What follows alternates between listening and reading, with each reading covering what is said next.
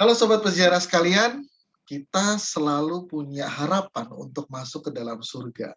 Tapi pernahkah kita mulai memikirkan neraka itu seperti apa dan kenapa kemudian ada neraka? Nah, bersama dengan Mhm. Romo Anton Baur kita akan bahas sebuah topik yang mungkin kontroversial dan mungkin buat kita kenapa harus dibahas gitu ya.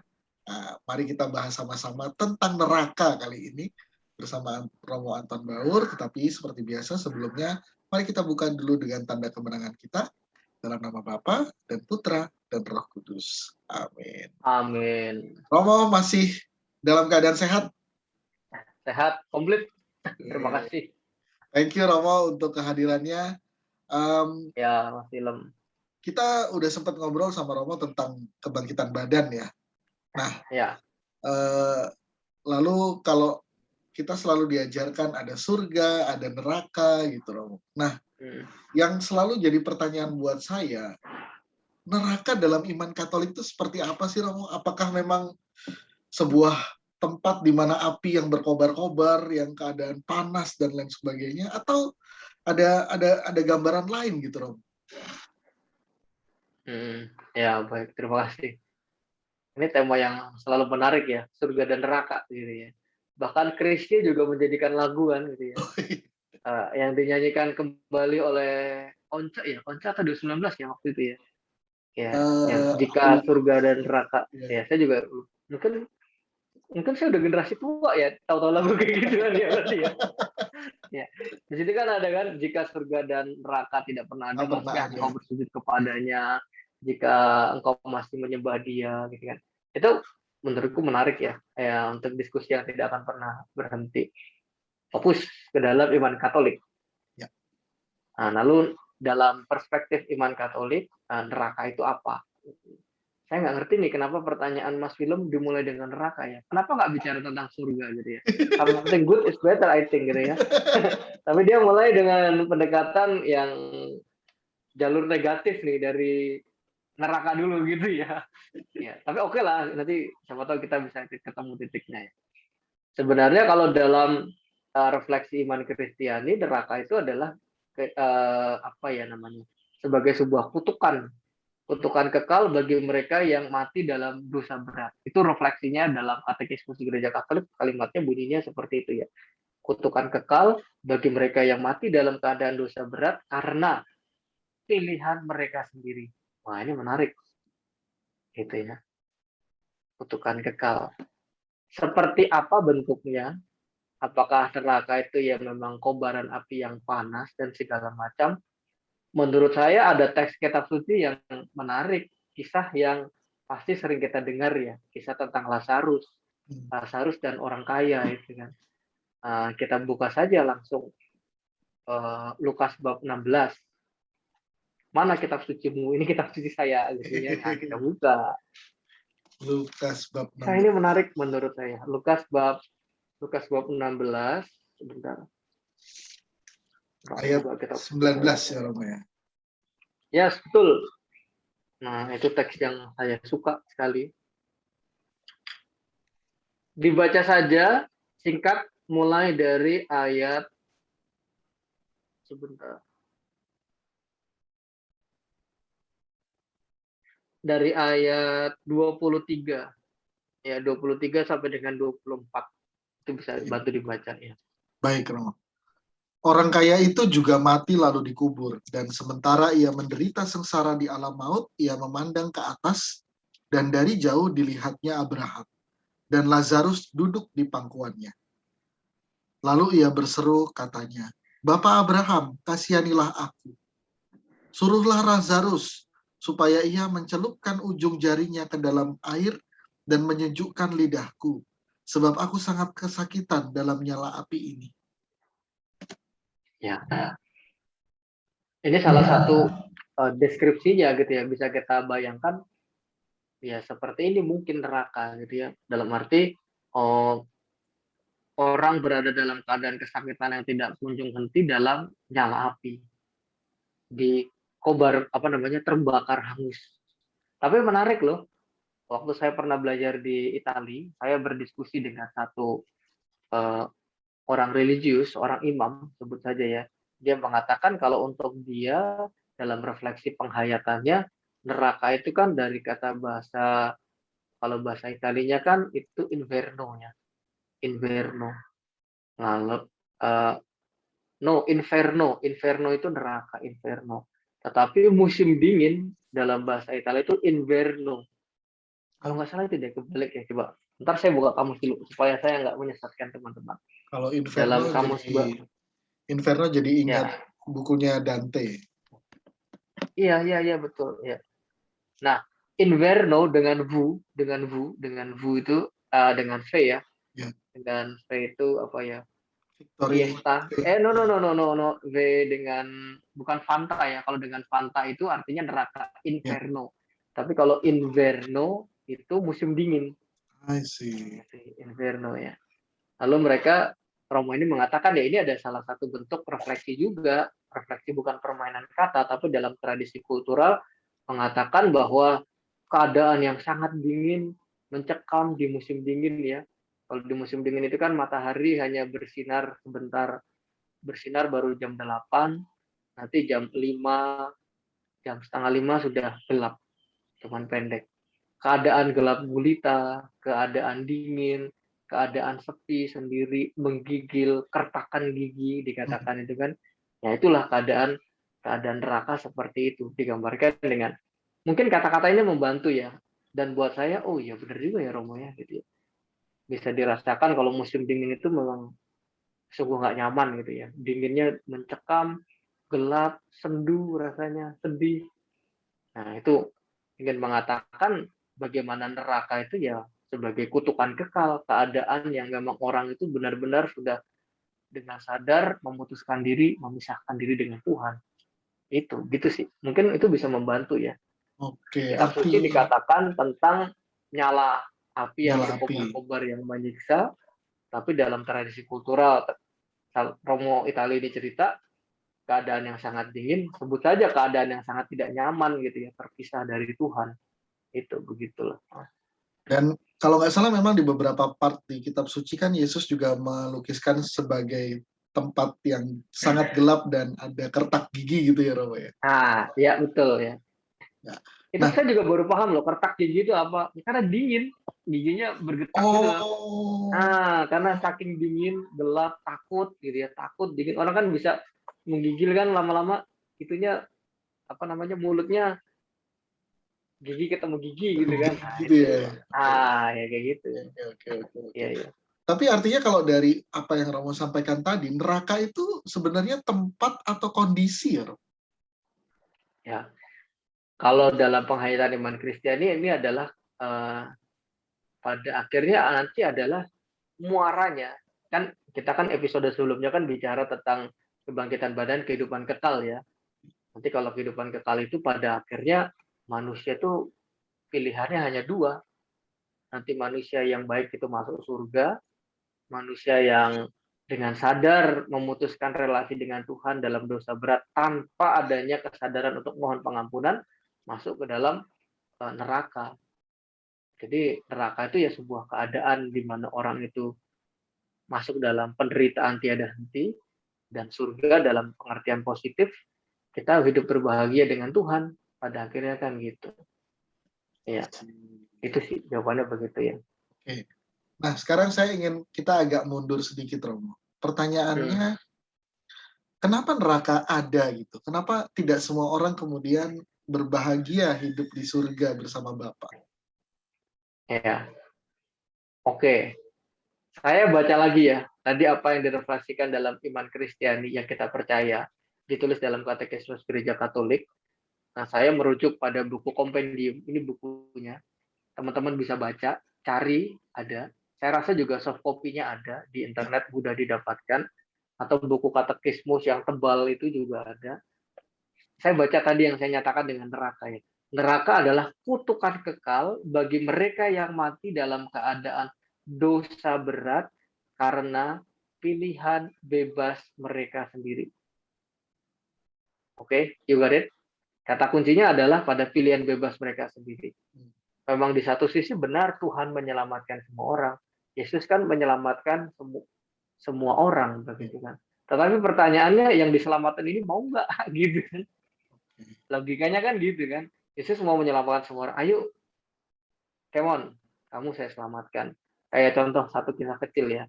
Mungkin ini membantu.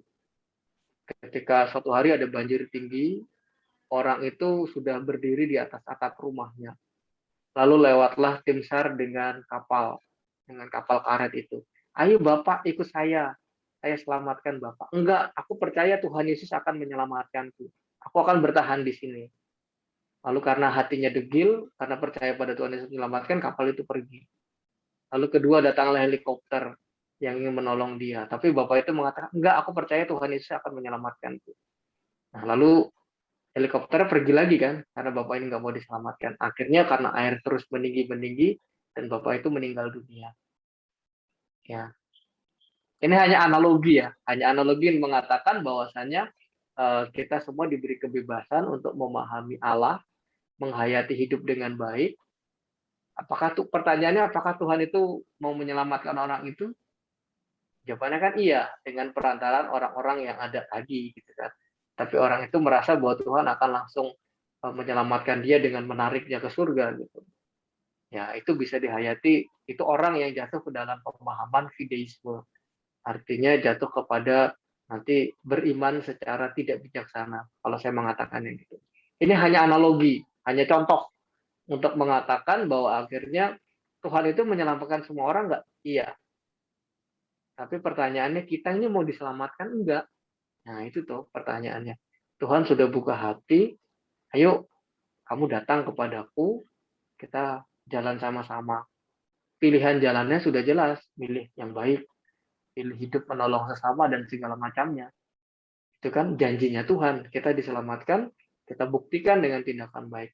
Tetapi kalau ada orang yang menolak dengan tegas, ayo kamu aku selamatkan, nggak mau, aku nunggu, aku nggak percaya gitu ya. Nah persis pada titik ini, ya orang memutuskan dengan sadar dia untuk memilih hidup dalam neraka.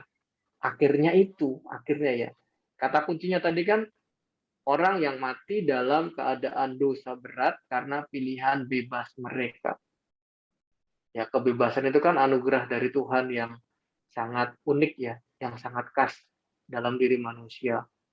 Kita bisa milih, teman-teman bisa milih mau ikut dengerin podcast kita ini atau enggak, atau banyak pilihan lain kan banyak. Tapi kan ini kebebasan kita. Nah, persis pada saat inilah kita mau ditantang uh, what kind of our choice gitu ya. Pilihan kita tuh mau yang seperti apa, mau ikut Tuhan Yesus atau enggak. Kalau ikut ya nanti kita masuk surga, kalau enggak ya dengan sadar jatuh dalam dosa berat, kita masuk dalam keadaan penderitaan yang tidak berhenti. Itu Mas Film jawaban saya. Oke, tadi Romo sempat Semoga tidak belibet ya. Semoga ya, nggak belibet. Bisa ditangkap ya. bisa Romo, bisa. Tadi Ya. Romo sudah sempat menyinggung ada satu hal yang menarik ya tentang fideisme dan juga yang kedua bicara tentang pilihan bebas. Mungkin ini Sobat Peziarah kalau seandainya tertarik mengulas lebih jauh tentang fideisme atau juga mungkin tentang pilihan bebas tadi, boleh ditulis di kolom komentar, nanti kapan-kapan kita mungkin bisa bikin episode khusus gitu ya tentang fideisme tadi atau juga tentang bicara tentang pilihan bebas manusia. Nah Romo, tadi Romo juga sudah menjelaskan bahwa ya pada akhirnya memang neraka itu tetap ada karena memang orang memilih gitu ya, memilih untuk menolak Tuhan, menolak keselamatan tadi. Nah, dalam iman gereja, dalam iman kita kemudian juga ada yang disebut dengan api penyucian gitu. Kalau saya bertanya apakah beda, tentu Romo akan menjawab beda gitu ya. Tapi apa perbedaan mendasar Romo antara keduanya? Apakah apa bedanya antara api penyucian dengan neraka tadi Romo? Ya, bedanya adalah sebenarnya api penyucian itu secara pribadi saya kurang paham ya kenapa istilah terjemahan Indonesianya itu adalah api penyucian ya. Kalau dalam teks-teks asli kan itu kan purgatori ya, purgatorium, tempat kita disucikan gitu. Saya sejujurnya tidak paham persis maksudnya apakah disucikan dengan api Saya membayangkan disucikan dengan api itu seperti emas ya. Emas yang murni kan ditempa, dimurnikan dengan api gitu. Mungkin ini hanya kata-kata kiasan. Hanya ingin mengatakan bahwa api penyucian itu atau purgatorium itu adalah keadaan. Kata kuncinya keadaan ya. Keadaan di mana orang-orang itu meninggal dalam persahabatan dengan Allah. Ingin menggarisbawahi yang tadi Mas Film omong. Mas Film kan omong, Tuhan itu kan menyelamatkan semua orang. Ya, of course. Bahkan di saat kematian kita pun, Tuhan masih memberikan kita kesempatan. Kalau kita meninggal dalam keadaan bersahabat dengan Tuhan, masih ada dosa-dosa yang belum kita lakukan, dosa-dosa yang masih belum kita sadari. Lalu disitulah ada yang namanya purgatori, ada yang namanya api penyucian, di mana hidup kita itu disucikan, tapi sudah ada kepastian nih bahwa kita nanti akan hidup berbahagia dengan Tuhan. Hanya ada saat di mana kita disucikan lagi, dibersihkan dari dosa-dosa yang tersisa itu, sehingga nanti kita bisa masuk dengan Allah. Intinya adalah disposisi. Sikap batinnya adalah bahwa aku menerima Tuhan, tapi aku sadar bahwa aku punya kelemahan, punya dosa yang mungkin belum diampuni, tapi udah telanjur meninggal gitu kan. Nah, kemudian ada namanya purgatorium atau api penyucian. Begitu. Sederhananya kayak gitu. Ya. Kalau kita bicara dengan lebih sederhana, artinya ketika seseorang meninggal, maka akan terbuka 3 kemungkinan untuk dia. Apakah dia mungkin memang bisa langsung masuk ke surga, mungkin dia masuk ke api penyucian, atau mungkin dia memang langsung masuk ke neraka. Kira-kira apakah benar pemahaman saya yang sederhana ini? Menurut saya jalurnya itu gimana ya? Nggak 3 ya, 2 ya. Pada akhirnya cuma surga meneraka kan. Akhirnya cuma surga meneraka. Cuman ada surga yang langsung highway ya. Ada surga yang dengan jalur kena ganjil genap gitu ya. Jadi harus muter-muter dulu kemana-mana gitu. Artinya harus dimurnikan dulu jalannya, tapi finalnya adalah ke surga gitu. Artinya ketika di api penyucian, disposisinya, sikapnya adalah bahwa orang itu ingin mengarahkan diri kepada Tuhan. Intinya itu. Tapi dia masih punya dosa-dosa. Makanya dalam tradisi kita sebagai orang Katolik, ada yang namanya mendoakan saudari-saudara kita yang sudah meninggal. Gitu kan. Nanti dampaknya di situ. Kita mendoakan mereka itu dalam arti kita mohon kepada Tuhan supaya Tuhan juga mendengarkan, mengampuni dosa-dosanya saudari-saudara kita ini sehingga nanti mereka bisa bahagia hidup di surga. Itu jawabannya begitu. Kita masih ada relasi dengan yang meninggal. Itu ya. Akhirnya cuma dua, surga sama neraka, pilihan bebasnya. Cuman api penyucian ini adalah the way to heaven gitu ya. Cara ada yang langsung highway, ini ada yang cara dengan perlu dimurnikan lebih dahulu. Oke. Ya, ini juga mungkin mengingatkan juga buat sobat peziarah sekalian, gereja memiliki tradisi untuk mendoakan mereka yang sudah meninggal, maka mungkin tahun depan kalau sobat peziarah punya waktu yang cukup gitu ya, mungkin bisa hadir di Ekaristi tanggal 2 November, lalu mendoakan keluarga kita yang sudah meninggal, bahkan mungkin juga memohonkan indulgensi penuh atau sebagian gitu ya Romo ya, dengan mendoakan mereka sepanjang 1 oktav kalau nggak salah ya, dari 1 sampai 8 November. Nah, Romo ini ada pertanyaan usil nih. Kalau tadi kita udah cerita, kita udah ngobrol tentang neraka dalam hal yang mungkin lebih mendasar gitu ya, fundamental. Kalau saya bertanya, ada apa sih di neraka gitu Romo? Mungkin kalau dari iman kita apa Romo? Apakah mungkin kalau dari ilustrasi yang lain ada orang yang disiksa, ada mungkin ada hewan-hewan yang macam-macam gitu. Kalau iman kita bicaranya bagaimana ya Romo? Kalau untuk seperti itu saya nggak paham persis ya kayak gimana ya neraka itu ya. Mungkin gambaran ini bisa membantu ya, gambaran ini. Saya pernah ke salah satu basilika itu di Firenze, Florence ya, di Florence. Basilika namanya Basilika Maria del Fiore. itu di kupolanya. Ini kan karya Renaissance ya, abad pertengahan ya, setelah abad pertengahan Renaissance. Kupola itu di kubahnya itu persis di bawahnya itu altar, kubah, altar, dan di kubahnya itu kalau kita nanggak ke atas, itu ada lukisannya.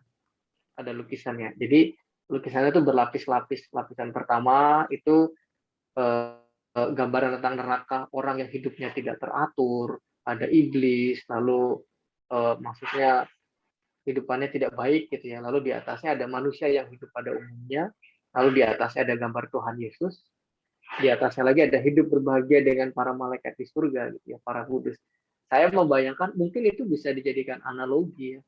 Tetapi secara persis seperti apa neraka saya juga nggak tahu sih gitu. Dan saya juga berharap nggak ada yang kepingin masuk neraka juga gitu ya. Karena udah nggak bisa kembali ke dunia lagi kan untuk bercerita neraka itu nggak enak gitu kan. Udah kekal Tapi ya. menurut saya udah kekal, udah kalau orang mengatakan ya udah habislah riwayatmu gitu ya. Udah nggak ada cerita lagi lah. End.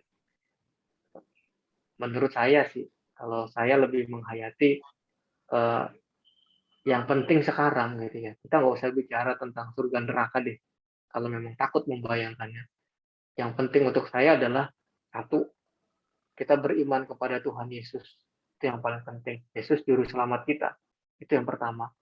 Yang kedua, kalau kita mengimani Tuhan Yesus, tunjukkan caranya apa ya dengan pilihan-pilihan tindakan kita. Gitu ya. Tunjukkan pilihan tindakan-tindakanmu yang baik. Pilihan tindakanmu yang baik itu kan pasti akan membawa happiness buat orang lain kan. Saya percaya kok surga itu kalau di dalam dunia kita sehari-hari ketika orang itu hidupnya damai, tenang, bisa saling bantu-membantu, ada hati penuh sukacita. Itu kalau sekata Santo Thomas Aquinas itu adalah uh, gambaran tidak penuh dari surga. Ketika semuanya hidup dengan happy, bahagia, saling support, tidak ada caci maki. Nah, itu gambaran sepotong dari surga. Itu kan menyenangkan ya, apalagi surga pada akhirnya nanti pasti sangat menyenangkan. Menurut saya sih itu ya, itu yang lebih penting sih itu. Ketimbang kita membayangkan neraka, ya aku pun juga nggak bisa membayangkan kayak apa. Ya. Nanti kalau ada yang masuk, teman-teman ada yang masuk neraka cerita deh gitu. Waduh, Saya sih nggak mau ya. kayaknya No, nggak bisa, thank you lah gitu ya. kayak nggak bisa No, cerita no. lagi tuh Romo nanti. Iya gitu. No, thank you lah. Saya juga nggak tertarik gitu. Itu sih Oke. menurut saya sikapnya lebih penting itu. Ya maksudnya ketimbang membayangkan neraka kayak apa, ada ulernya, ada kertakan gigi dingin, panas gitu ya. Atau Nggak anjing tahu ya. berkepala 3 Itulah. gitu. Oh ya, nggak tahu Compound. itu ya. Iya ya. Oke, baik Iya. Ramadan Baur, thank you banget tentang Ya. pencerahannya berkaitan dengan pertanyaan seputar neraka ini. Dan ya mungkin mengutip apa yang tadi Ramadan Baur sampaikan di akhir, ketimbang kita mungkin memikirkan neraka itu kayak apa, lebih baik mungkin kita dari sekarang punya disposisi batin untuk betul-betul memulai surga kita gitu ya. Memulai betul-betul mengarahkan kita, diri kita, hidup kita kepada surga. Mungkin kita memang punya banyak kelemahan dan disitulah gereja juga memberikan peluang untuk sakramen pengampunan dosa dan juga ada anugerah-anugerah lain yang membuat kita semakin bisa diarahkan kepada surga. Baik Sobat Peziarah sekalian, jangan lupa like, komen, dan subscribe YouTube Peziarah Katolik dan juga follow juga Instagram @peziarahkatolik.id untuk mengikuti semua konten-konten Peziarah Katolik. Kita akan jumpa lagi dalam konten berikutnya. Temanya apa? Apakah tentang neraka lagi? Atau tadi mungkin tentang api penyucian? Tentang fideisme tadi? Atau mungkin bicara tentang iblis mungkin ya? Mungkin kita akan bahas di episode-episode berikutnya. Baik, kita tutup dulu konten kita kali ini dengan tanda kemenangan kita dalam nama Bapa dan Putra dan Roh Kudus. Amin. Amin. Sobat Peziarah sekalian, thank you. Terima kasih semuanya. Yuk, thank you Bro Willem, teman-teman. Tuhan memberkati ya. Amin.